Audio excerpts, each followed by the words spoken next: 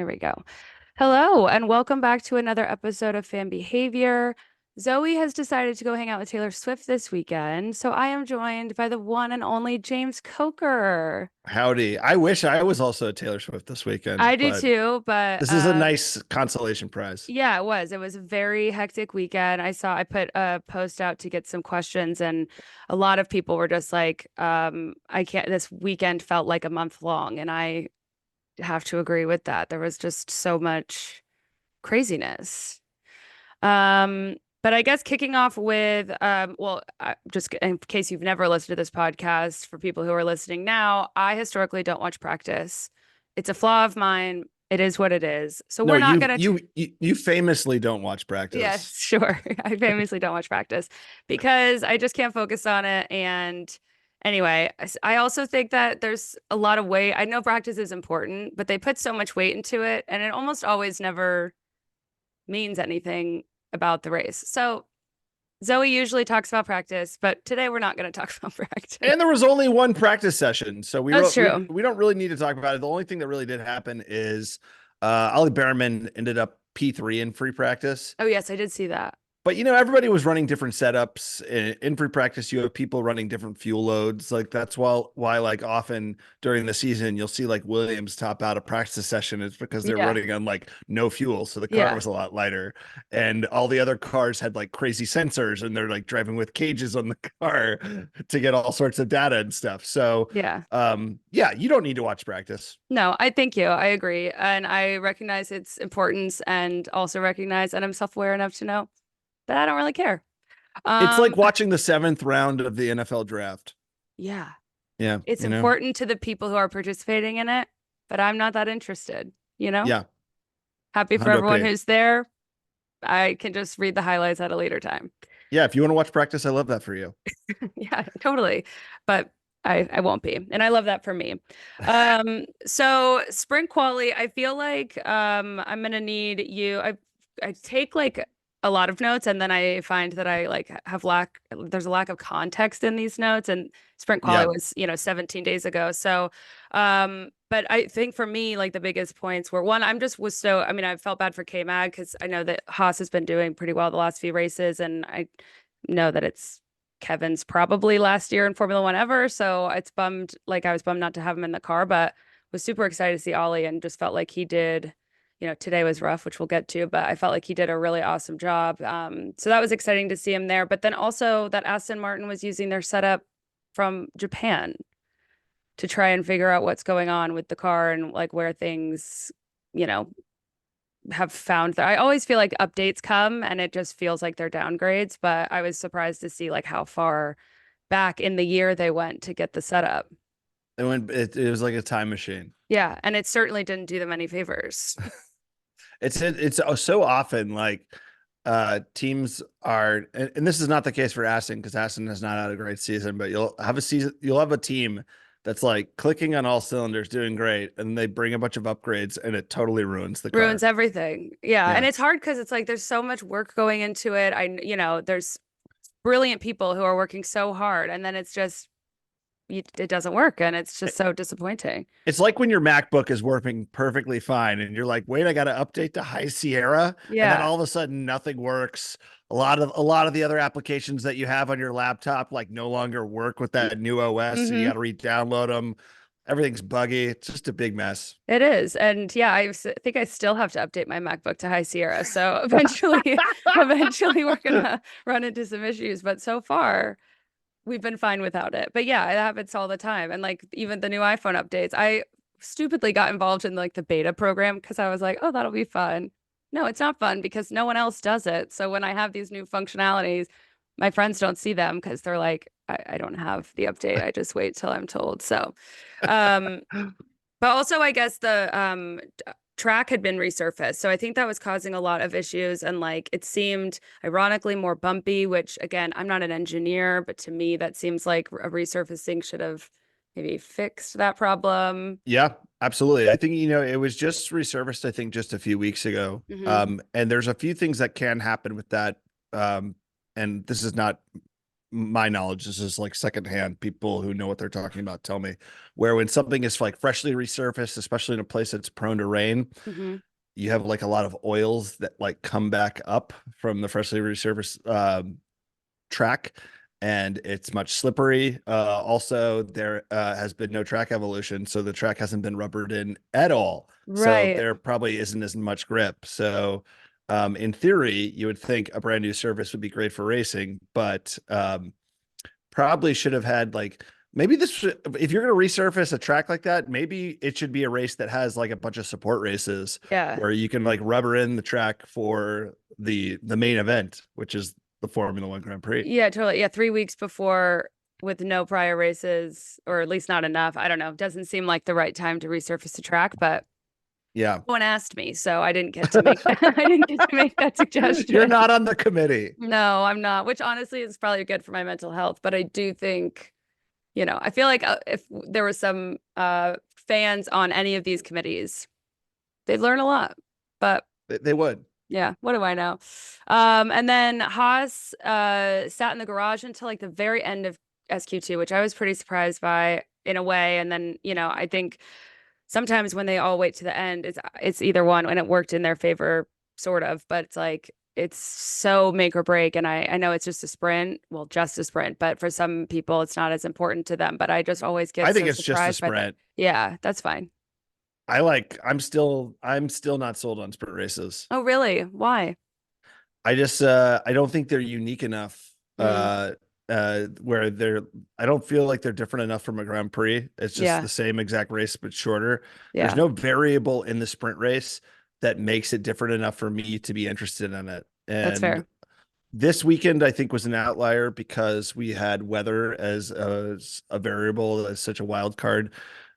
But typically the sprint race is just like a preview of what the Grand Prix is going to happen, what's going to happen in the Grand Prix. Yeah, that's true. We've talked about it before. Like sometimes I wish they did like a reverse quali start, Yeah. something that would make it a little bit more interesting. And I've kind of said, because I know a lot of the drivers don't like it. Max famously hates the sprint weekends, and it's a lot for them for the entirety of the team. I think it's really great from a like attending fan perspective, because Hmm. someone who can maybe only afford to go on like the uh one of the earlier weekend days like gets a little bit more out of it. Totally. But yeah, I mean overall I think there needs to be some changes to make it a little bit more interesting and make it worthwhile.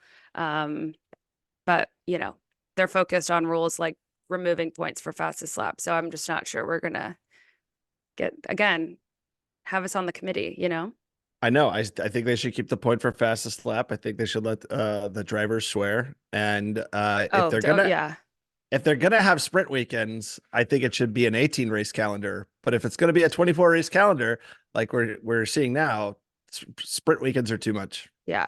The cursing thing is crazy because I actually also wrote because I hadn't heard this, but because I was out of town for the last week for work, but I saw that Charles cursed during this press conference in Mexico and is now Mhm. has a meeting booked with the FIA. And certainly there are more important things that we need to be discussing. What a waste of time Yeah, just and energy. wild. Um, and then Ollie went what, fifth? Why does it say he went fifth? Oh, I guess that's anyway. But I think Ollie went fifth fastest, pushing Checo out. But then the image of how the grid, like the SQ2 ended, Hmm. doesn't show that way. So again, my lack of context notes is kicking in here. Zoe's our producer, so bear with me. um, but yeah, I mean, we had, I don't know, it's just crazy like to see who went out in Q2. So we had Hamilton, Hulk, Perez, Colapinto, and well, Bottas, which God, I love him so much, but it's a pretty standard slot for him right now, unfortunately. Yeah, Sauber steak slash kick slash Sauber slash whatever the fuck they Yeah, like. They've just had a terrible season. yeah, Haven't scored a single point. I don't think it's Zhou Guanyu or Valtteri Bottas's fault. I just think the no. car never got there. I really appreciate that you say their names correctly.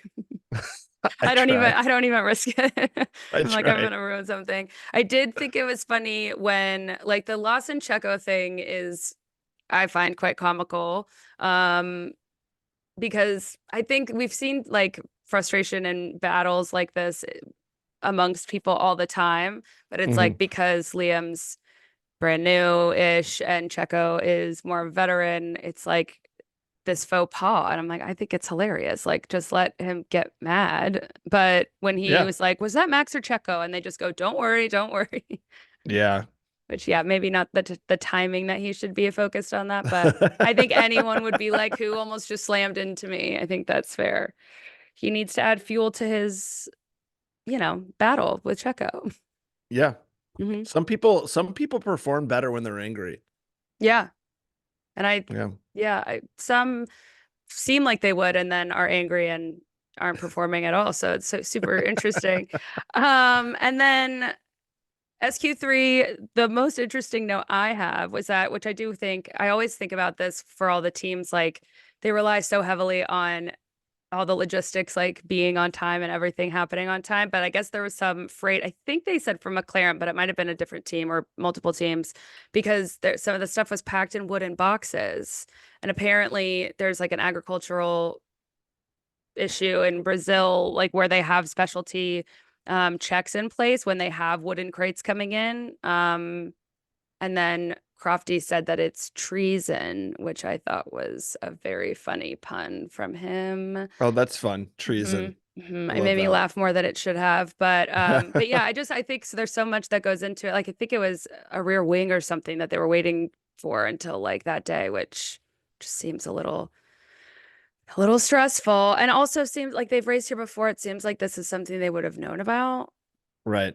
But again, they didn't. And Yeah, I'm then fascinated by the logistics of like transporting Formula One teams around the world.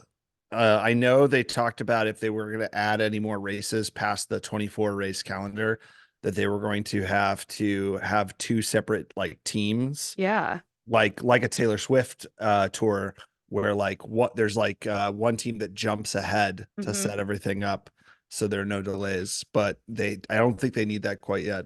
Yeah, well, I really can't fathom a longer season. Like I really just It's for too everybody much. involved, it's like I where you like let's stop being money grabbers and focus on like making what is existing really good. Um, but yeah, I really can't even fathom what that would look like. Plus, I imagine then they have to, I mean, I would assume you have to change some cost cap stuff, or maybe it's not involved in that, but to have another like a whole other team to have other some of the teams won't be able to afford that. Yeah. I'm a fan sitting on my couch and I'm tired. Yeah, exactly. Like there are some like I know we do a little bit extra with the, podcasts and social and stuff like that, but it's like I'm really excited that we have an off week. We do have an off week, right? The next race isn't until We do. Vegas. Yeah. But yeah, then Piastri got P1 and his reaction was, and I quote, "Woo, nice." And his that's about as excited as he ever gets, which I just find so interesting. Nothing phases him. No. He's like Kimi Räikkönen in the sense that like Yeah. nothing intimidates him, nothing excites him. He just like he enjoys the process of doing it, but he's like, all right, like what are we having for lunch now? Yeah, pretty He's like, much. whatever. Yeah, I always wonder. I think I was on the red I think it was the red flags when they had his mom on and there was like his heart rate basically stays the same all the time, but I It's think maybe wild. she fell on her bike or I don't know, something. And that was like even though he stayed like straight face, she was like his heart rate did go up. So he does have a heart in there, which is good. You love to see it. Um and then as far as the actual sprint goes, I mean, I thought there were some exciting moments, but overall it felt pretty fine. Yeah, the only thing that really happened was the drama with the swapping positions between Piastri and Norris. Yeah, which I go so back and forth on team orders. And actually, that was what some of the questions that we got. Like, there was a lot of team orders from the McLaren side this weekend, and I understand it, and I also find it frustrating. So, what are your thoughts on team orders? Like, how do you feel about it?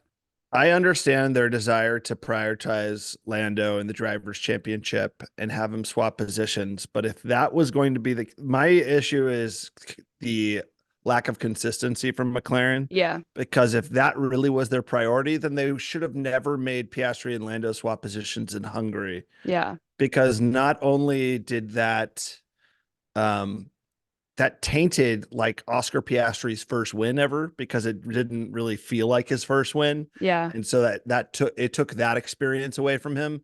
It took 7 points away from Lando in the drivers championship. So um, I think they should have had this strategy in place earlier in the season, Yeah. made it clear that this is what we're doing. So we don't have this back and forth, will they, won't they BS that we're currently having. Because Lando was clearly frustrated throughout the sprint. Hmm.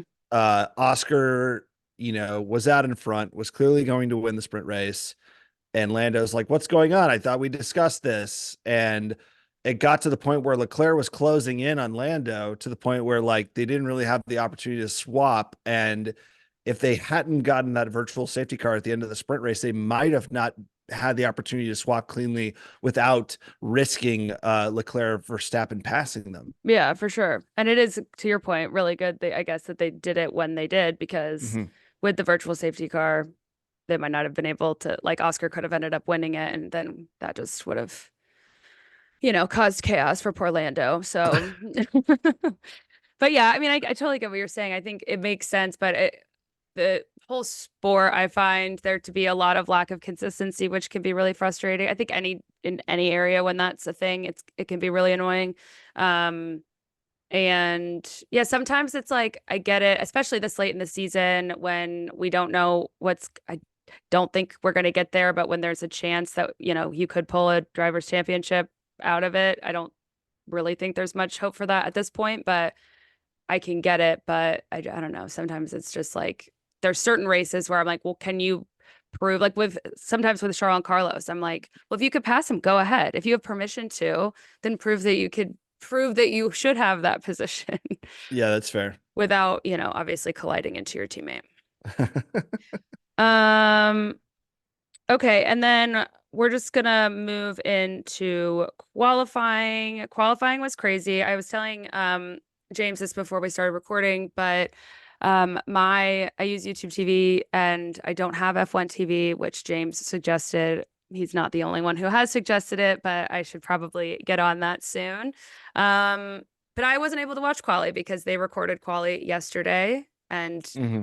then it wasn't being recorded today. So I saw some of the highlights, lots of yellow flags, a few red flags, but I think you're gonna have to walk me through this one. So the first highlight I saw was like Liam's yellow flag, but I don't know how early into the session that was. I didn't take like step-by-step notes That's okay. They don't need to be of the step by qualifying step. session, but I'd say just broad strokes, this was the best qualifying session of the season just because of how chaotic it was. Yeah. And like my favorite Milli Vanilli song, you can blame it on the rain. Um, and also, like a bunch of socialists during the French Revolution, there were a lot of red flags. Mm, Yeah. wow. But qualify, thank you. Thank you very much. Thank you so much for that. Qualified was like it was just absolutely insane. Yeah. I want to see the highlights from this qualifying session set to the Dave Matthews Band song Crash Into Me, because Mm, that's what was happening into those tech pro barriers. You know what I yeah. mean? I think you should do that. You got your power, you anyway. But yeah, I thought it was just a very, very exciting qualifying session. We had Lando um qualify on pole, George Russell P2, but then we had like some very unusual suspects. We had Yeah. Yuki Tsunoda P3, Esteban Um, Ocon P4, Liam Lawson P5. We had both Aston Martins in Q3. Like it was just really exciting yeah. to see like the order mixed up a little bit. Yeah. And I was devastated about Alex. Oh, I know. I know. He was looking so good. I think he was topping up Q3 at the beginning Yeah. or was like in P2. And I was so happy for Alex Albon. And but I know there were still like 5 minutes left when he crashed. So they were like, track's going to evolve. People are going to get faster time. So they probably felt the pressure to continue to push to try to get a better time than that. Yeah. And to see him crash the way he did, and given the circumstances of what quali being so close before the race, couldn't get the car ready in time. Yeah, no, it's just such a bummer. And I'm glad, because did they start quali at all yesterday? No, Okay, I didn't think so. So they it had the was safety car come out and do a couple laps, but that was okay. it. Okay. So yeah, I mean to have it so close together, it's like that's always the risk is if you just don't have the time to fix stuff. And yeah, the whole Williams team just my heart goes out to them this weekend because they worked their tails off and Rough weekend. yeah, very rough weekend. Um okay. Shall we talk about the race? Let's do it now. Hannah, Tell me. if this race was a Molly Ringwald film, if we were to compare this race to the filmography of Molly Ringwald, Sure. you could say it was a little bit of Breakfast Club, Nice. but you could also say it was Pretty in Pink. Wow. You're the You know what I mean? best. I do. I really do. I don't know if I've actually seen Pretty in Pink, so I'll have to do some research on that. But yes, Breakfast Club for sure. But we do have to kick it off with one of the most interesting parts of the race, which is when Lance went off during the formation lap. Oh my God. I don't think it's been a while since we've seen that, but I did I think Chuck's done it before, but I remember Zoe and I just did a rewatch of a couple DTS episodes, and Romain Grosjean has been a victim of the crash out during the formation lap as well. Really? I think so. Don't quote me on that. I might have to fact check Okay. that. But I do, yeah, it's happened before, and it's got to be really humbling when that happens. Sorry, I was checking something really quick. That's fine. No, it has to be incredibly humbling, especially the fact that he was starting P10 on the grid. Both Aston Martin must have felt very optimistic going into this race Hmm. because they had both cars in Q3. You have rain, which is like the ultimate equalizer Yeah. in a Formula One Grand Prix. Essentially, as we saw in the final result, like anybody can podium in a race like this. Yeah. And to have Lance not only go off track, but then instead of like carefully trying to get back on the track, trying to cut through the gravel and beaching himself. Yeah. Um, I don't I don't know. I would just be so embarrassed. I'm not trying to be mean No, I about get Lance it. Stroll, but like I don't know how I would be able to recover from that. Oh yeah, no, I think I would be humiliated. And again, I'm not saying he should feel that way. I'm saying if I was the driver in the car, I don't know how I'd hold my head up after that. And there are some days, and I don't think this is true, but there are some days where I'm just like, I don't know how like excited Lance is to be participating anymore. And I don't think he sometimes, wants to be there. yeah, so sometimes like with that today, when it's like you're good at what you do, have you done this on purpose? Like, are you just sleepy? And I don't think that's true, but I get Is it. this what we refer to in corporate America, weaponized incompetence? Yeah. God, corporate America, what a time. It's a good place, isn't it? Um, Also, that's also a term that's used a lot in couples therapy. yes. Imagine that it is. But it's like, is he intentionally, whether it's consciously or subconsciously, Yeah. sabotaging himself to give himself an out, an Could excuse be. to no longer drive? Maybe he wants to go play tennis. Who Yeah, knows? and also I guess I don't know him personally. I don't know his dad, but it seems like if he really wanted to do something else, he could just be like, "Hey, I'm out of here." But I don't know. I think you also have to take into consideration the not just the money that Lawrence Stroll has invested into Lance Stroll's driving career, but also the time Yeah. and energy and bandwidth. Like, it's not just that Lawrence Stroll bought Aston Martin so Lance Stroll could continue to drive.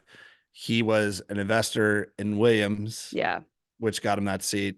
Then Racing Point forced it, went in and bought Yeah. Racing Point Force India, uh, changing it over to Aston. But before that, Lawrence Stroll bought Lance Stroll a Formula 3 team. He bought him Uh, Prema. yes, he did. I And forgot about that. like there's I don't know if you follow this F1 content creator, because he's incredibly offensive, but he's also incredibly funny. Rocket Power Mohawk. Don't know. Um, oh, he is. I may have seen his stuff before, but I don't. He's not a He follow. exclusively posts on like YouTube and Patreon. Okay. Um, he he made this video. It's like a 20-minute video taking down Lance Stroll. It's very funny, but it's also like his humor is incredibly offensive, but he gets Okay. away with it because he's so funny. He's like the Howard Stern of Formula One. Oh, okay. Yeah, that's how I'd put it.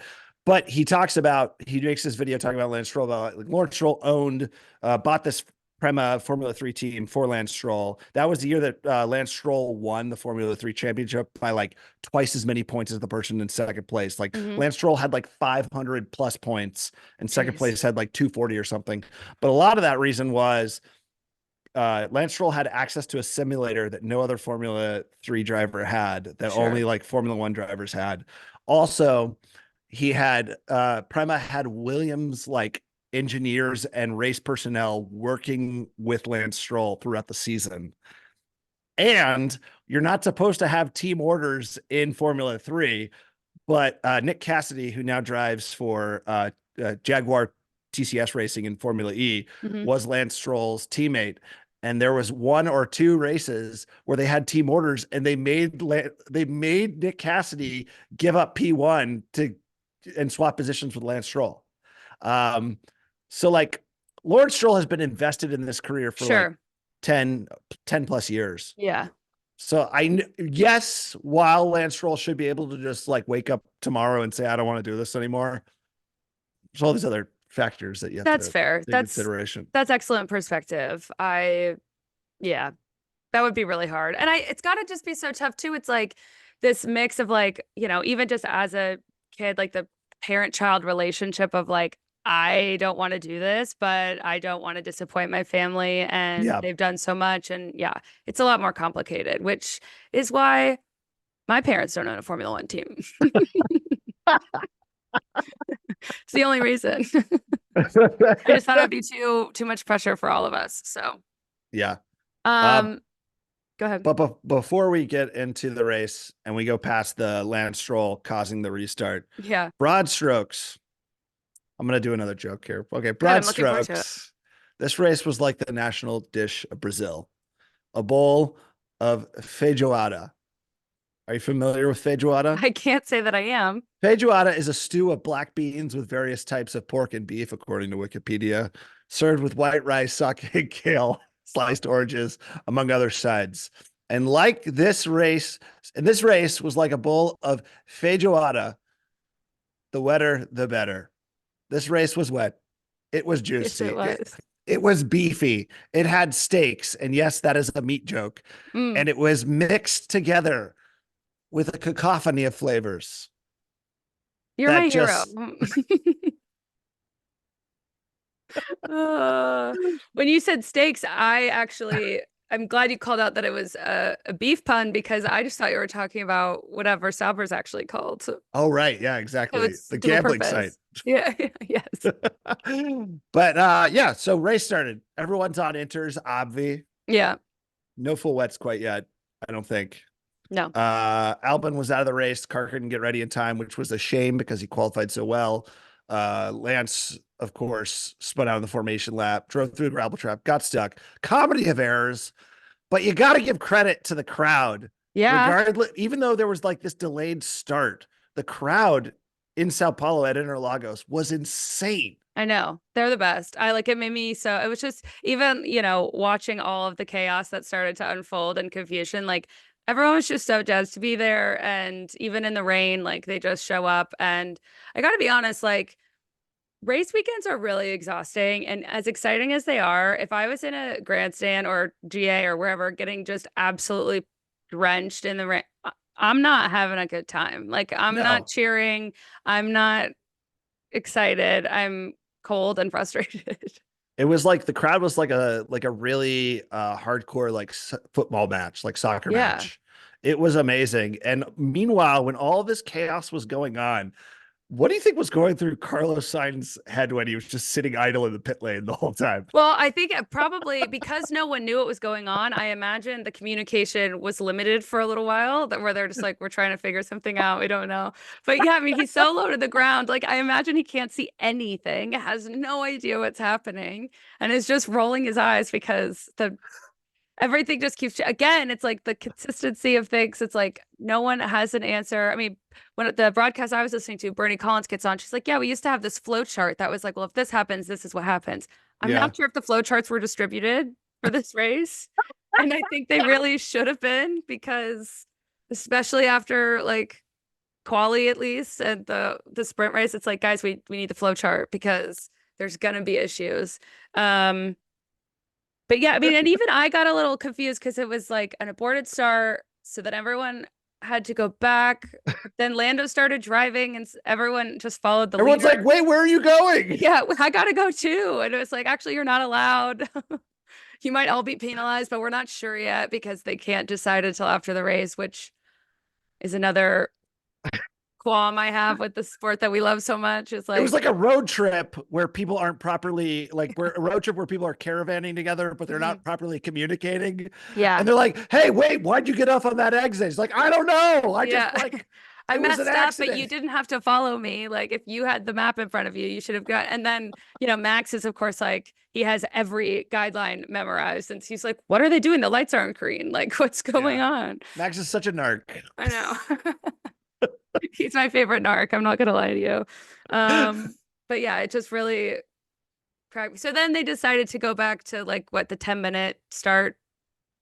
Yeah, border race start, redo the race start, pit crews start running back out. God bless them. They really had a weekend. They reset the clock. They all set up like the 10 by 15 pop-up tents over the car to keep them dry. It looked like an SEC tailgate. Which I Loved know it. they have it down to a science, but have you ever had to set one of those tents up? Because it's quite possibly the worst job ever to exist. Those tents are so hard to set up. They're They're so so hard. cumbersome I and so know. annoying.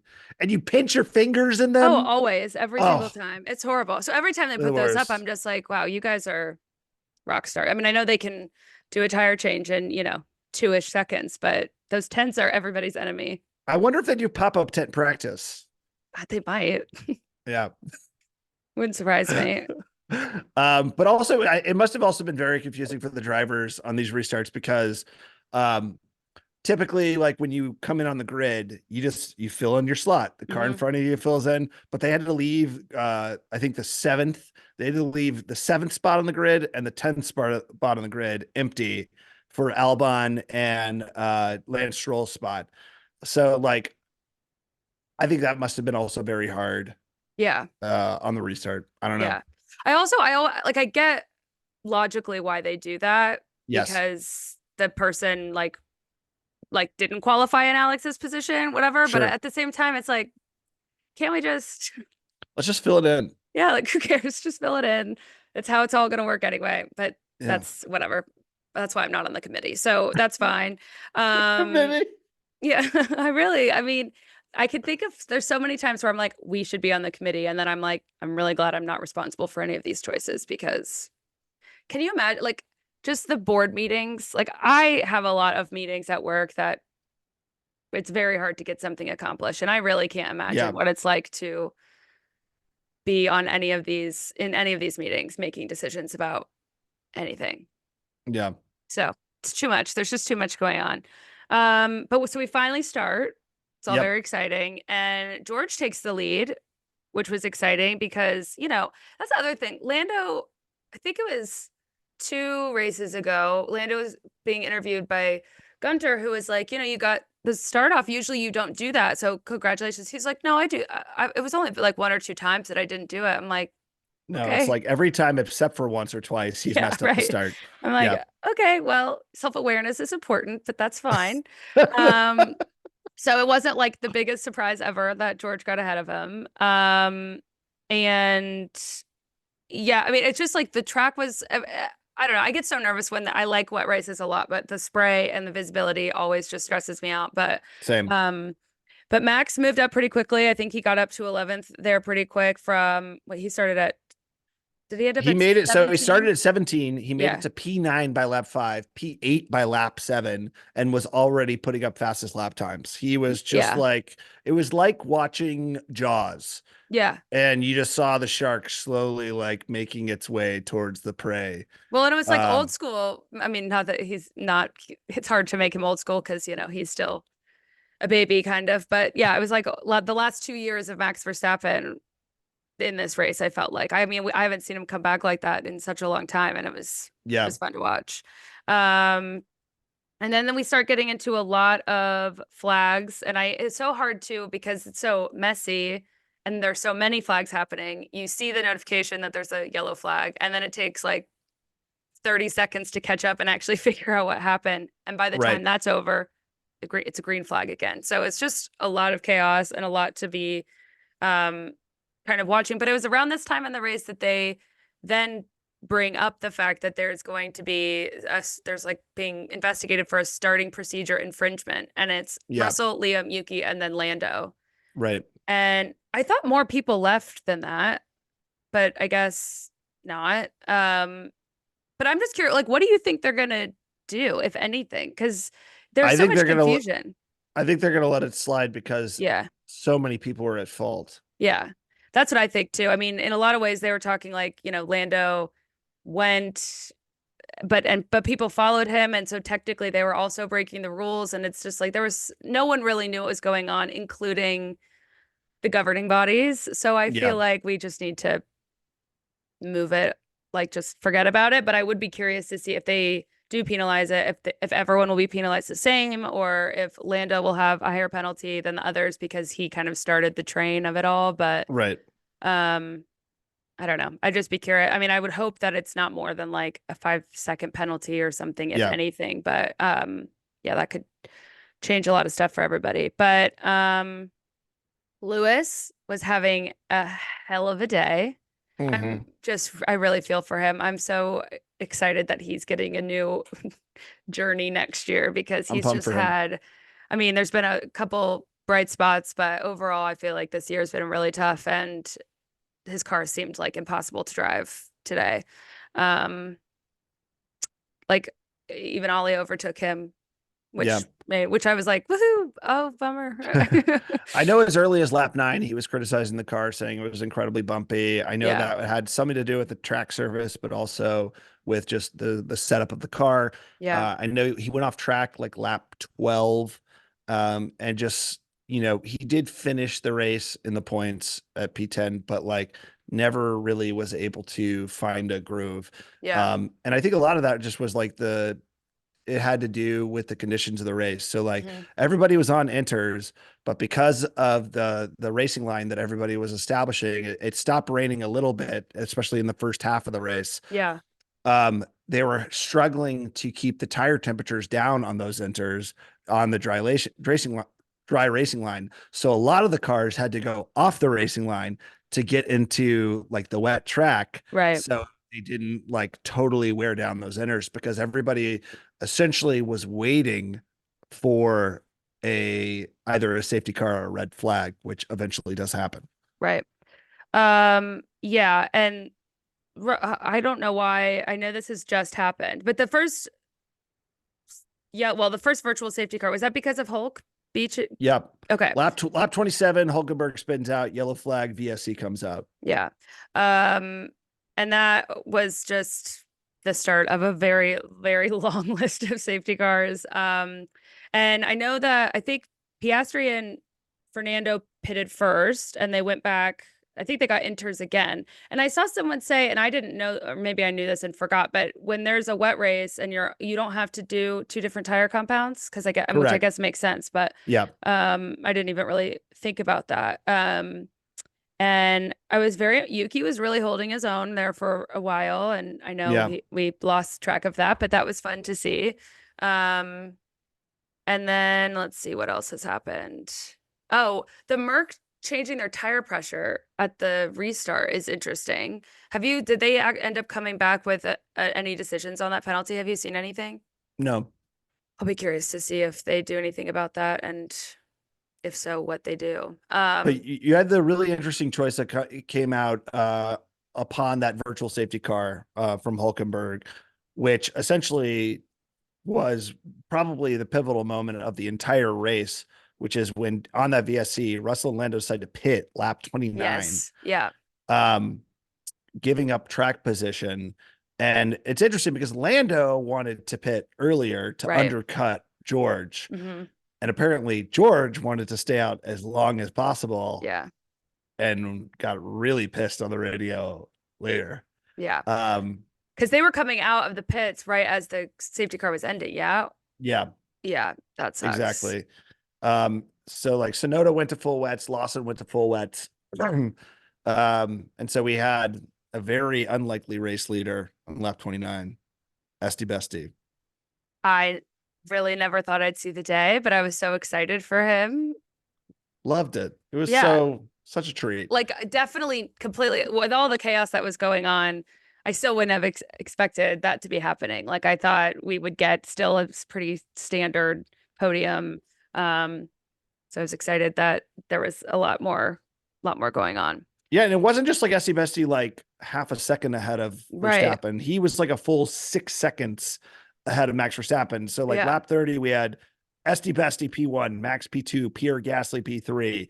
Gasly up 10 positions from his race start. Max up 15 positions from his race start. Hmm. Like that's why I love races in the wet. It's I just like know. anything can happen. Yeah. And then we saw Norris pass Russell on lap 30. It looked like Lando was gonna start making his way back up through the grid. But then the rain got really heavy, and it was Yeah. like they were driving through a baby pool. I don't It was know. so scary. It was scary. And Yeah. I thought we were going to get a red flag just because of how wet it was. Yeah. But then lap 32, our sweet baby boy, our baby girl, Franco Colapinto, crashes out under the safety car conditions, causing a red flag. And that just Devastating. sort of was the cherry on top for what was like a very, very hard weekend for Williams. Yeah. And it I was, just felt so sad for him. Well, the whole team, but I also just think like he's been doing so well. Williams has been doing well in general, and like to just, you know, and it, for it to be a safety car too, for that to happen, yeah. it's And hard. and when you saw him crash, he didn't crash into a tech pro barrier. He crashed into a concrete wall. Hmm. And you saw what looked like fuel spilling out, Yeah. which was really, really scary. Yeah. And luckily he was able to get out and he was okay. But that caused full red flag, full restart. Everybody goes back to the pits, Yeah. and you hear the dejected message of Lando Norris on the radio to McLaren going, oh, I guess that just means everyone can just change their tires now for free, huh? Yes, Lando, that's what it means. He was so upset. Oh my It's God. so funny. I mean, And it's not funny. George was pissed. George had like his "I told you so" message Yeah. to his race engineer. And George usually is like very corny and doesn't like curse that much, but he was like throwing expletives out. Yeah. Not very George like, not very mindful, not very demure. No, not demure at all. But you know, we all have a moment, you know. I totally understand where he's coming from. But yeah, that was such a bummer. And like the debris was everywhere. Like I knew that this was gonna be a while. Yeah. Um, I always get so nervous for restarts and I don't know, because you just never know. There's been so many times where it just leads to more accidents and more red flags, which can be Yeah. exciting, but it's also just it's very, very stressful. Um, so yes, then we finally get started again. I was probably like what 20 minutes or something. It wasn't Yeah. horrible. Yeah. And this is when it's during this part. Well, I heard that Oscar, because he got a penalty for causing a collision with Liam, and he apparently went to apologize to him, and I think Liam kind of like blew it off, which Oh, wow. That's surprising. yeah. Now don't I haven't seen video evidence. This was like commentary, so I could be wrong, and he might have still just like been in the zone, but it kind of surprises me too, especially because they've known each other for a long time. Yeah. I think Did they so. race in other series together? Yeah. But and then Nico got a black flag. They found out. Was this also during the red Yeah, flag so stop? Nico ended up getting was awarded black flag before the red flag start because he Awarded. got That's nice. not awarded, it was given he was given a black flag for getting assistance.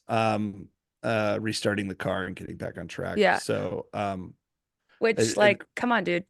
You know about it. Like, whatever, it's fine. It's like, of course you can't do that.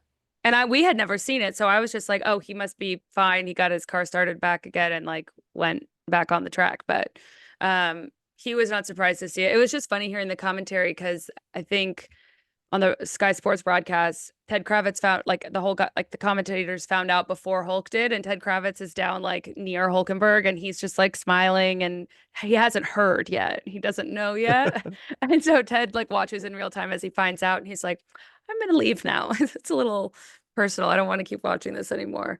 like a Um, prank video. I Yeah, know, but I don't think he was very surprised by that. I think he was probably more surprised than anything that it took as long as it did for him to for find out sure. about it. But Yeah. and then they made the decision once things got started up again to do a rolling start. I kind of thought they were going to do more than just the one lap, just because I don't Yeah. know. I just thought maybe they would, but they did not. Um, and Ocon got the lead after the restart, which was exciting. I also was not expecting that to happen too, just with Max, being Max. But it was Well, exciting. I mean, it was fun to see Esty Bestie killing it. yeah, he was channeling his inner Dustin Hoffman, call him Rain Man, you know. Um, Do you have these but written down or do you I just do. say, Yeah, I've never okay? been down. I was like, that's pretty impressive. I mean, it's But impressive that you yeah, came up with it anyway, I but mean, SC Bessie was in the lead on the restart, and then immediately when we got the green flag, it's like Verstappen was like, I will take that lead. Thank you very much. mhm. Um, but I don't know if you also saw right on the restart, Ollie Behrman and Joe got stuck on the grass and were like driving Yeah. slightly up. I'm just like I thought that we were gonna have another yellow flag because they weren't gonna be able to get out of the grass because it was so slippery. I was like, what are we doing, guys? Yeah. But you know, we had a rolling restart to revisit our F3 championship from years past. We had a green flag at lap 34.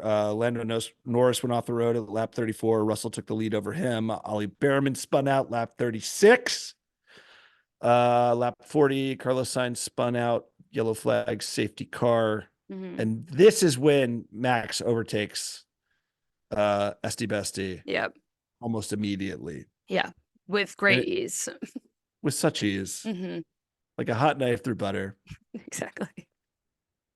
It was like almost as if Esty Bestie was asleep at the wheel and Max was just like sitting there looking at the light, being like, come on, turn green, turn green, Yeah. turn green, turn green.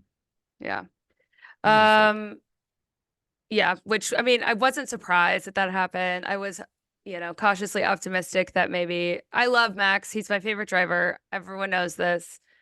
But, and, to be fair, it's been a long time since he won a race, but it's been longer since Esty Bestie's won a race. So I was really excited about that potential, but yeah, all good. Fernando went off into the grass. Oh, but before that, Lando like went crazy off and got down into seventh. yeah, He had a terrible day. it was rough. It was not good. And then team orders from McLaren in lap 46 for them to swap again, which whatever. Um, and then it seems like Checo maybe ran into Liam just to keep tradition alive, Yeah. which cool for them. Glad no one got hurt. It didn't seem to really cause any issues other than continuing to fuel the feud. But yeah, and then that's really where my notes end because we had so much excitement and then it was just like chill, I felt like for the rest of the race, Well, unless like I lap missed something. 46, you had Russell overtake Leclerc for P4 when Oh, Charles sure. Leclerc went off track. And then between then and like the mid 50s, you had a pretty heated midfield battle between Lawson, Hamilton, and Checo. They were all pretty close to one another, Yeah. sort of fighting for P9. Um, and then, we during the course of all this, we found out that they were taking two laps off of the total lap count, which brought us to from Oh, yeah. 71 to 69. Yes. Nice. Yeah. I just will never not laugh when that happens. Frosty Never, was laughing. It's just funny. And even as, grown adults, it won't not be funny ever. never not be funny. It's like Um, farts. Farts will always be funny. I don't care. I'll be 90 years old and I'll think they're hilarious. totally. Um, Norris gave some serious snark to his race engineer on lap 62 because they're like, could you get a little closer to Charles Leclerc? And he's like, what do you think I'm trying to Yeah, do? they're so brave to ask these questions, after the day he's had to, I mean, they just know immediately that after asking that question, they're going to get shouted at. Yeah, And I'd really like to to know all of them and be like, how have you got, like, why are you in this role? Like GP yeah, especially, I'm just like, I just want to know like what he talks to the people he trusts about and like his version of the story of being 100p. a race engineer. It's just it's a thankless, well, it's not always thankless, but it's an intense job and quite literally could never be me for I so many feel like reasons. totally. I could never do it because I feel like to be a race engineer in Formula One, you have to have incredibly thick skin. Yeah. It's like being a nanny for a billionaire's child. Hmm. You're just constantly getting yelled at by somebody younger than you, and you Yeah. just have to And eat richer. shit. Yeah, and richer than you Yeah. just have to eat shit. Yeah. And it's just, I think for me, what would be the most difficult is, with GP for as an example, like he'll get a little stern back or whatever, be a little Yeah, snarky back.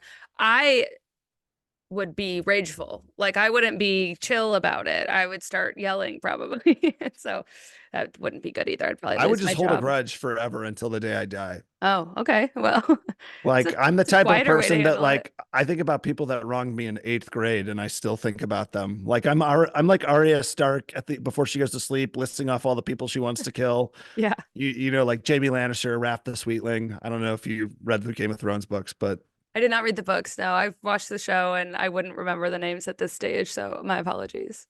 well, I don't know if she did it in the show, but in the book, before she went to bed every night, she would list off all the people she wants to kill. I do remember there being at least one scene where she was doing that. I could Okay. be wrong, but I do think that that did happen. And someone was like, "What are you talking? Like, what are you saying?" Yeah. And she was like, "Oh yeah, these are the people that I want to kill." I was like, "Okay, glad I'm not on the list."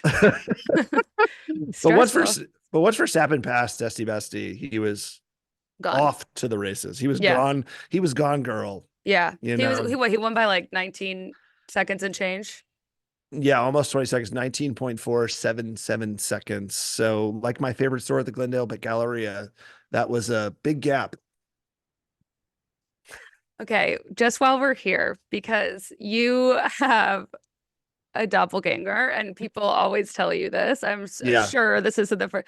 So I watched Crazy Stupid Love the other day. Oh I'm yeah. hoping you. And my favorite quote from that, or one of them, is "Be better than the Gap." And so that was just a really full circle moment for Full me. circle moment. Yeah, Yeah. So that for was sure. fun. But yes, that's I like hilarious. that. I really enjoy your jokes. Thank you. Thank you for preparing them. But what an ending. The Yeah. ending of the race, even though Max won by 20 seconds, it was a really exciting win Yeah. ending because you saw how much it meant to Max and you saw how Yes. much it meant to Red Bull. Yeah. And it was simply lovely, as he said. But I even wrote, like, it's nice to see Max get excited again. I think this is where, Yeah. like, it's, he's still been driving really well. They've had some ups and downs, they've had some issues, but to see, you know, it's not just the norm anymore for them to be P1 every single weekend and to see Mhm. like a genuine smile and lift the trophy above his head. Like it's the first time it's ever happened. I don't know. It's just it's refreshing. He had to earn this. Yeah. He had to earn that Nuva ring trophy that they were passing out to the drivers. Oh God. Also, what race was it where they handed out tire trophies? Oh, that was Coda because the trophies were originally like the Dead Mouse, Mickey Mouse, Funko Pop things, Okay. and they were worried that they were violating so many different copyrights that they were like, we can't give those trophies out anymore. Here's Give a us the tire. sprint trophies. Here's a try. Here's a tire. Like I'm surprised there aren't like a backup trophy somewhere, just like a Yeah. default like Yeah. trophy, Like or like even like someone's old bowling trophy or something. yeah, or like why is there not a brand on hand to hand out like their product as a trophy? Like Yeah. it could be like a fancy bottle of Heineken Zero. Hmm. It could be a bottle of Poly Molly or whatever that thing is that we see ads Yeah. for. Holy It could moly. it could be a vibrator. I don't know. It could Yeah, be sure. I think the vibrator literally definitely anything. has potential. It could be literally anything, but they're like, Yeah. oh shit, we got to find something real quick. Grab a tire. Yeah, no, it's wild. I didn't, I knew it was maybe a backup trophy, but I didn't, Yeah. wasn't totally for sure. So that at least it's a backup trophy. But yeah, the trophies are always interesting. I'm always curious to see what it's going to be. But the Nuva ring did take me by surprise. I won't lie to you. I hope they But we enjoy saw, it. but it was so, I agree with you 100%. It was so nice to see how happy Max Verstappen was because he really Yeah, did have to earn this victory. It did not have to do with like just having the better car. Um, and we also saw how much this podium meant to this double podium yeah, meant to Alpine. It yeah. was You're wearing your so, Alpine. I'm wearing the only pink I have. I love it. We're supporting. Yeah. It was so awesome to Yeah, see both Pierre Gasly and Esteban Ocon on the podium after what has been like, frankly, just such a merde season for them. yeah, And you saw how much it meant to the team. You saw yeah. team members like watching the podium Crying. like in tears. Yeah. And it immediately like jumped them to like I think sixth in the constructor Hmm. standings. Which is It, worth $50 million, so, yeah, that's which is huge. huge. Yeah. Um, And you know who they didn't just do it for the team. They didn't just do it for themselves. They did it for Francis, the unofficial mascot of Alpine. Am I Do you know who missing Francis something? is? No. Oh my gosh. Francis is this unbelievable. I don't know exactly what he does for Alpine, but he's a team member of Alpine. Yes. He's like a Yes. heavier set guy with a beard who is so funny. Yes. I know who you're talking about now. Oh my gosh, I love that dude. Yeah. Just want to say congratulations to Francis. Yeah. Congratulations to Oliver Oakes. Congratulations to Ryan Reynolds, Rob McElhaney, Travis Kelsey, who, even though he Patrick mispronounces the Mahomes. team's name, you remember when he goes, Alpine. Alpine. With so much like bravado. He was like, yeah, Alpine. And I was like, oh, dang, that's not right. Yeah. But it's But okay. He got there in the end. God, it was just so exciting to see a podium that was like varied up a little bit. Yeah, it was really nice. And I think too, like with for me, I know there's been so much tension between Esteban and Pierre all season and just like their history. So I think to see them sharing this too, I think is Yeah. really good for morale. And, you know, with the season end coming soon, um, and, you know, Esteban moving teams, I think it's a nice way to like end this. I know the season isn't over, but I think that's probably the last we'll see this year. Maybe not, but of No, for them on sure. a podium. So I agree 100%. It was given that their relationship has been so tumultuous, mhm. it was a great way to end their driver pairing Yeah, on this team. Classic enemies to lovers trope right there. yeah, You it really know? was. And like also you got to give Pierre Gasly props because he has been in incredible form lately. He Hmm. has been qualifying very well. Yeah, He's been finishing in the points in an Alpine that not arguably, inarguably is an inferior car to the other yeah, cars in the grid. Um, and so props to Pierre Gasly for his form as of late. Um, but yeah, this you know, yes, we are in the middle of a constructors battle. We're in the middle of a drivers championship battle that is not so much a battle anymore. yeah, But like this race was like a really nice cherry on top for what's been like an incredible season. yeah. It's just been so like to see the graphics of like how many different drivers have won this year and how different the podiums have been. I mean, what the last two seasons prior to this, the only other team ever on podium was Ferrari, I think. Yeah. And it's just like, which is good for them, but also it's just nice to see like how much, I don't know, diversity there is on the podium this year. It's just been wonderful. And yeah, glad to be here for it because it's a hell of a season. I'm one of those lame Formula One fans where like I want everybody to do well. Like Yeah, in a same. perfect world, I want like everybody crossing the finish line at the same time. Yeah, it'd be fun. That'd be a fun party trick to see if they could do Yeah. that. Yeah. But I think this race was just a reminder of what again, incredible driver Max Verstappen was. And I don't know if you know this, but right after the race they took him to get some x-rays and the results showed that he still has that dog in him. I was so unsure whether this was going into a joke or if he would really hurt himself. But I'm so relieved to know he still has the dog in him. That is so good. It's such great news. Yeah, the Unsurprising, but good to doctors were know. very pleased to find out Yeah, that the dog was still there. I'm sure Christian and Helmet are as well. But yeah, but they say variety is the spice of life, and this year's Brazilian Grand Prix, or officially known as the Sao Paulo Grand Prix, Hmm. gave us black pepper. It gave us garlic. It gave us bay leaves. It gave us sal grosso. It gave us malagueta pepper. It Sure. gave us coriander, and it's exactly what we needed Yeah. as a Formula One fan base. Yeah. We've been missing coriander for a really, really long time. That was the missing spice for sure. And we got it. Um, okay, well, shall we get into some questions? Let's do it. Okay. Well, I have a question. So Zoe sent me, I think she'd be okay with this being public. We'll find out when this airs. But she sent me a DM, a video of Jack doing yesterday, I think. And she was like, this might be a hot take, but I think Alpine next year is going to be the hottest driver lineup on the grid. Now, she said, obviously, Lewis and Charles are incredibly handsome, but I think the hottest is going to go to Alpine for her. And I'm just curious, who do you think the hottest driver lineup is going to be next year? Physically, Oh, that's a good talent's not question. important. Yeah, talent's not important. I have to look at the grid. I need That's a fair. visual driver pairing. Totally understand. I mean, I want to say it's Charles and Lewis. That's fair. Um, but yeah, I Yeah. think a lot of it depends on who ends up in that second Red Bull seat. Max is not hot. Max is good looking, but he's not hot. Hmm. Um, it could be RB because we don't know who's going to be there. So true. Which is being renamed Yeah, Racing again. Bulls. Yeah. Because Franco Colapinto is very, very good looking. Yes, he is. I really hope he finds a seat for next year. I think it's going to be. I think Ferrari is the hottest driver pairing. Yeah, I think that's fair. And my personal hope for next season is that Lewis teaches Charles how to style his weird pants correctly. Yeah, what is up with Charles Leclerc's like homemade like bleach pants? I'm just like I imagining don't Charles know, but Leclerc. he's like halfway there. Like if styled properly, I think it'll work.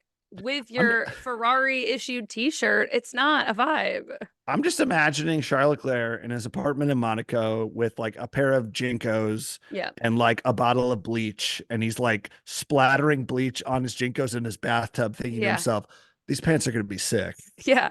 They're definitely talked about. I don't know if it's the result he wanted, um but I did also I was just this just made me think about the fact that Mercedes is hiring like a fashion consultant. I saw that.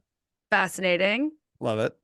Um just shows you the impact that Lewis Hamilton has. Or it's because they have a child on their team and they need somebody to dress him. Yeah, it could be that. But usually they just wear their standard issue polo It's and it's like you got to make khakis. sure this 17-year-old driver, you know, has matching socks, clean underwear, and a Sure. backpack. I think they just don't want to lose their fashion brand endorsements. That could be it. Yeah. So if they have someone who's styling well, then anyway. Okay, let's see. Let's scroll through some of these. Well, someone said, and I'm actually curious on your take of it, but your thoughts on Liam and Checo's beef. I know we talked about it a little bit at the beginning, but do you have I thoughts? think Liam is a person that's trying to assert his spot in Formula One, and so Yeah. doesn't want to back down, doesn't want to cower, doesn't want to be interpreted as, for lack of a better term, a beta. Yeah. Um, Checo is a person who is been in poor form for most of the season, started the season strong, but then dropped off pretty quickly.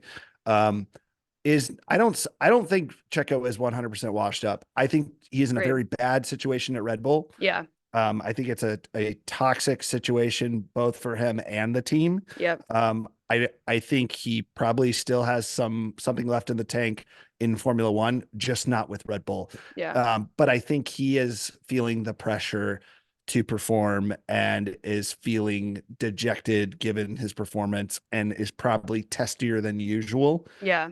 So I think it's like a perfect storm of someone trying to prove themselves and someone who is sort of on their way out and frustrated. Yeah, no, I totally agree.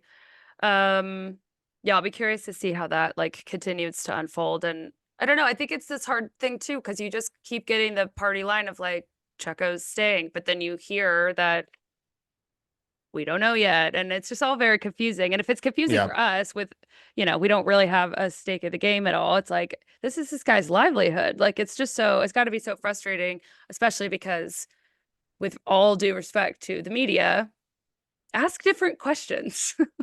It's exhausting hearing the I same questions know. over and over and over again. Yeah, and like he doesn't know the answer. So he's going to keep giving you the same answer. Come up with something new. Be James Hinchcliffe, who does a great job when he's on F1 TV and also Yeah. does the IndyCar broadcasts, was talking about when he was a driver. A journalist asked him, "What's the question that you hate getting asked the most?" Mm, And he said, "It's the same one. It's not a specific question. It's yeah. getting asked the same question over and over and over again." Yeah, because it's like the chances of you getting a new version of the answer or like a better soundbite or everything's changed since the week before when it's so unlikely. So just stop. Yeah, Read last week's, plug that into your page, and just stop doing it. I don't know, it drives me crazy. Same yeah. with like press tours with like movies and stuff. I'm like, I know all the answers to these questions, so you should ask something else now. I don't know. Um, We're going on a crazy tangent here, but you it's know okay. who is like probably the best interviewer among movie and TV journalists? Do you follow Kevin McCarthy? I love Kevin McCarthy. I love him so much. I adore him. He is just so brilliant and educated Brilliant. and knowledgeable. And every time I see a video of him where the whoever he's interviewing like compliments him on always being so well prepared, and And they he's asked for just more like, time. yes, because he's just so good at it. Oh my gosh. Oh, I love him. I I will more journalists need to watch Well, his study interviews. this guy. It's Be like him. like, do you notice when I don't know, you could just tell the difference. They feel more comfortable. They know that this guy knows what he's talking about. He has such fantastic questions about Ah, the actual film and not the unbelievable. person in it. Oh yeah, he's great. I love him. I will say Sean Evans is very good too, but I don't know who much that root is. I for him. need to look him The up. Hot Ones guy. Oh yeah, of course. Yeah.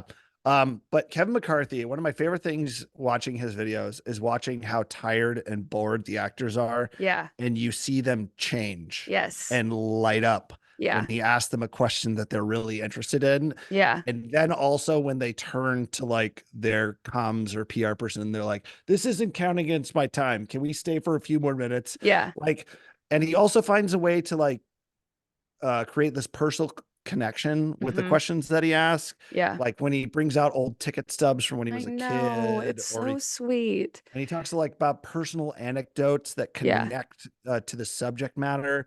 Like, I'm not saying do that, journalist, but like Sure. do your research Yeah. and be more creative. Because these drivers are tired of answering the same shit over and over again. Yeah. And aren't you tired of writing the same story over and over? Like get Yep. something interesting. And I recognize like post race and stuff, there's only so much, but like stick to the race, stick to what was on track. Stop asking him about his job. You will find out eventually. And it's not going to Yep. come from Checo. Yeah. Anyway, Kevin Underpaid. McCarthy is an absolute legend. Love Legend. he's just so fantastic. I'm so glad you said that. I love him so much. He makes me so happy. And he should teach a master class for all 100%. journalists. But Agreed. Um, okay, back to F1. I love a tangent though. So, but opinions on driving in the rain. Should they be driving in conditions like that? I think this race was, for the most part, safe to drive in. I think Yeah. for the most part, driving in the rain is like incredibly dangerous. Yeah. But as a fan, it gives us some really exciting races. I do think they need to figure out some mechanism to reduce spray. Yeah. And I know they've tried guards on the back of the wheels and whatnot, and that's not really working. But like they need to figure out some mechanism that reduces spray Yeah. so it fixes the visibility Yeah. issue. That part is so scary. Like, I mean, I think about when I'm driving on the highway going like 60 in the rain Yeah, and there's so much spray and they're going a lot faster than that. And it's yeah. just, Yeah, it's really stressful. But I agree. I mean, I think that they made the right call yesterday to cancel qualifying and to push it because the rain was so bad. And I think if it was, if there was a lot of the drivers, I think would have kicked off a lot more if they thought it was super dangerous and they shouldn't be driving. And they probably would have paused it for a while, but it didn't seem that bad to me today. I think there are some tracks where it is not safe to drive in the rain. Like I think Hmm. Spa in the wet Yeah, should not be allowed, not exist. Yeah. given how many like Fatalities. fatalities we've Yeah. had at Yeah, Spa. yeah, no, I agree. Um, okay, let's just do two more. Are you familiar with Camp Rock? No, that's a cultural blind Oh, spot for me. oh, that is so upsetting and honestly surprising, but we'll move on. I That think I'm question just won't make old. I sense to think I'm you. older. I was older than that. I'm 40. So I think when Camp Rock was around, I was like past that age of That's watching fair. that show. Still sad, but Sorry. also you, I did not know you were 40. That's shocking. I'm old as hell. Yeah, you're not old as hell. Let's see. Uh, does this weekend change your opinion of Franco? No. I mean, he didn't have a great weekend. So like Yeah, I think he has shown in the few opportunities that he's had that he deserves a seat in Formula One. yeah, And this weekend did not change it because it was a really hard race in the wet, and he's still a relatively new driver. And when it comes to, in the context of Formula One, but he already scored more points in just a handful of races than Logan Sargent did in a season and a yeah, half. yeah, So no, Franco Colapinto deserves to be in F1, and I hope he finds a seat. Like the rumor is Gabriel Bortoleto is getting that second Sauber seat. oh, But I don't know. There might be, a lot of things are changing up at RB/Red Bull, so maybe you'll find a space there. yeah. I'm very curious. You always think silly season's over, and then it just isn't until lights go out Yeah, first race of the next year. So, for sure. um, someone also mentioned, and I don't know if they were there or who they were with, but I really hope that Drive to Survive was with Alpine this weekend. Oh, me too. Yeah. But Me probably, too. that would be a very lucky situation, so I would doubt it. Um, okay. Well, thank you so much for being here. Are you going to Vegas this year? Maybe. Okay. It's up there. I might be. I'm not sure. Okay. I'm talking with some folks about maybe bringing me out there, but it's nothing set in stone yet. But Fancy. you are going to Vegas. Yes, we are going to Vegas. We're very excited about it. We're getting some stuff lined up and figured out. But yeah, I mean, this is actually the first time that we've ever spoken before, Yeah. outside of like the internet. So Instagram DMs. Yeah. yeah, so now next step is, well, you need to talk to Zoe and then we need to meet in person. So Yeah. Next step is real friendship. yeah, looking forward to it. As long as the jokes keep coming. If you stop with those, then I don't really see a future for A the lot of friendship. really dumb jokes. I'm full of them, and they're all bad and corny Well, as lucky for hell. you, I laugh at a lot of stuff. It's very easy to get a laugh out of me. So Do you have any bold predictions for the remaining 3 race weekends? not really. I think we might see something interesting in Vegas, although I don't know what that means. I just feel like all of us were really shocked about how good of a race the Vegas track created. I It think that was was so pretty good. unexpected. Yeah, So I'm really looking forward to that. I'll be curious to see like because Lewis has been running with updates, right? I believe so. Yeah, so I'm curious to see if they get rid of those since obviously they're not helping much. Hmm. Um, and I would like to see him do well the last few races just to get him in good spirits again. But I'll also just be curious to see what McLaren keeps doing. But that's been fun to watch this year. And, I think Max has probably got the drivers' championship, but I will be curious. Like, I'm excited to see if the constructors might change up a little bit. It's just so close. Like Yeah, it's crazy that Ferrari might win the constructors I championship right know. now. Yeah, They're still in striking distance. Like McLaren has one bad weekend, Ferrari finishes one too, and yeah. it's like a whole different story. I know. And that's what's fun about it, Like I I'm love it. excited. It's fun to not know yet because this time last year it was already like way in the bag. So And it's also exciting because the two teams who are fighting for the Constructors' Championship are really the only two teams that have dedicated team fan bases. Because with the Yeah. Ferrari is really the only team that has a huge fan base, and I feel like to a lesser degree, McLaren has a fairly devout fan base. But I feel like all the other teams don't really have much team loyalty, with the exception of like Alpine in France, Yeah. like that's super niche. But Yeah. like everyone else just cheers for drivers. Right. So to see a constructors battle between the two teams that have like big like tribal fan bases is really exciting for the sport. Yeah, for sure. Yeah, it should be a good time. I'm excited to be at a race that the sun's not out for, so I don't get sunburn or sweat my ass off. You don't have to wear a giant hat, straw hat. No, I can just wear my wonderful Red Bull coat that I haven't been able to wear more than like twice. So, um, now I feel like most of our listeners know who you are, but in case anyone's been living under a rock, can you please tell everyone where they can find you? Sure. My name is James Coker, spelled Coker. You can follow me on Instagram at this James Coker, on TikTok at this James Coker, or you can follow me on subscribe to me on YouTube at Temple of Room. Oh, Yeah, my YouTube channel is called Temple of Room. I knew that, but I haven't said it out loud, and so I didn't get it until right now. Like Indiana Jones and the Yes, no, Temple I know of of Doom. Room Yes. of Doom. And then you can also see him in a recent episode of 911, yeah? That's right. Yeah, Yeah. I'm also I have a day job, but I'm also an actor, and I've had small parts in a bunch of TV shows, and most Yeah. recently in an episode of 911, which it was very, very fun to do. Yeah. Looked like a good time. So thank you so much for being here. Hopefully we'll see you in Vegas and Thank we'll you for talk having me. soon. This was a real treat. Yeah. Oh my God, I almost forgot Zoe would have killed me. At the end of every episode, we say Enchanté in memory of Daniel. We've been saying this for a long time, but we just love Daniel and his clothing brand. And so can you please give us your best Enchanté to close out the show?